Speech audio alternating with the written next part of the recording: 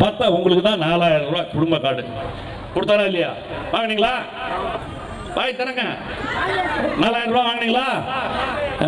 இப்ப பஸ்ல எப்படி போறீங்க? இங்க இருந்து கோயம்பேடு போனோம்னாலும் இங்க இருந்து எங்க போனோம்னாலும் எல்லாம் ஓசு பஸ்ல போறீங்க. போனோம்னாலும் எல்லாம் ஓசு பஸ்ல போறீங்க. ஓசு பஸ்ல போறீங்க.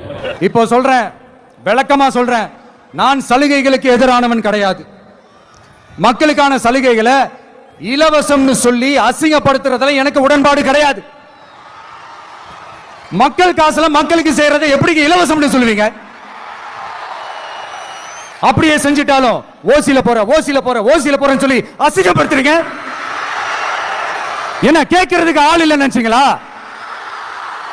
மக்களுக்கு ஒண்ணுன்னா இந்த விஜய் வந்து நிப்பா, இந்த விஜய் வந்து கேள்வி கேட்பா.